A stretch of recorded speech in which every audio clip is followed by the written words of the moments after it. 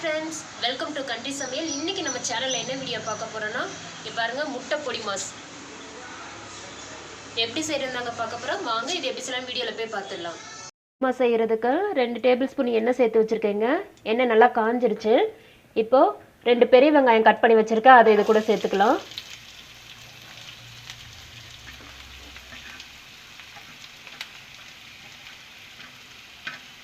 வெங்காயத்தை சேர்த்துட்டு நல்லா வதக்கி விட்டுக்கோங்க. எண்ணெயிலே வெங்காயம் நல்லா வதங்கட்டுங்க.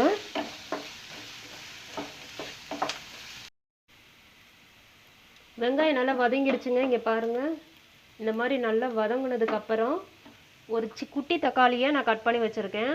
3 பச்சை மிளகாய், அதை இது கூட சேர்த்துக்கோங்க. சேர்த்துட்டு வெங்காயத்து கூடயே தக்காளியை நல்லா வதங்கட்டும். எண்ணெயில் நல்லா வதக்கி விட்டுக்கோங்க.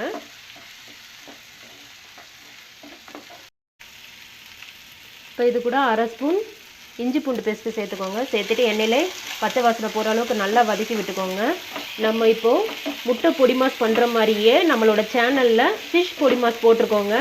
இதோட லிங்க்கை வந்துட்டு நாங்கள் டிஸ்கிரிப்ஷனில் கொடுக்குறோம். அந்த வீடியோவை போய் பார்த்து நீங்கள் உங்கள் வீட்டில் ட்ரை பண்ணி பாருங்கள்.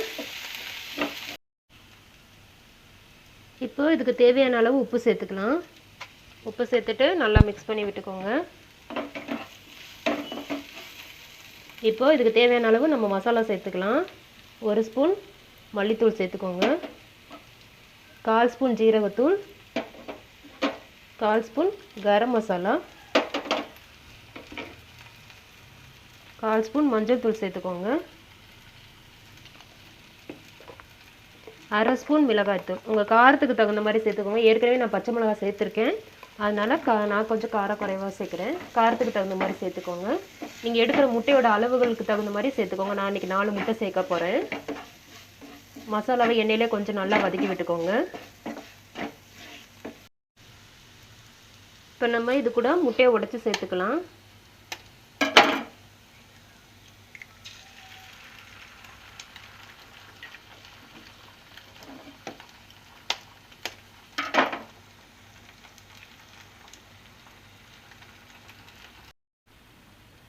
முட்டையை உடச்சோடனே கிளறி விட வேண்டாங்க. ஒரு 2 நிமிஷம் ஆகட்டும்.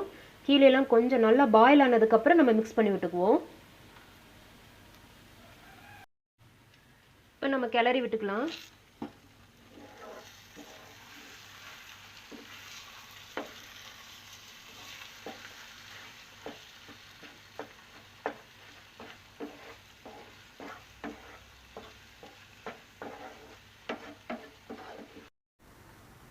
அவ்வளோதாங்க, நமக்கு சூப்பராக பொடிமாஸ் ரெடி ஆயிடுச்சு. இங்கே பாருங்கள் பாருங்கள் எவ்வளோ சூப்பராக ரெடி ஆகிருக்குன்னு. அவ்வளோதான். இப்போ 1/4 ஸ்பூன் மிளகுத்தூள் மட்டும் சேர்த்துட்டு நம்ம இறக்கிடலாம். 1/4 ஸ்பூன் மட்டும் சேர்த்துக்கோங்க.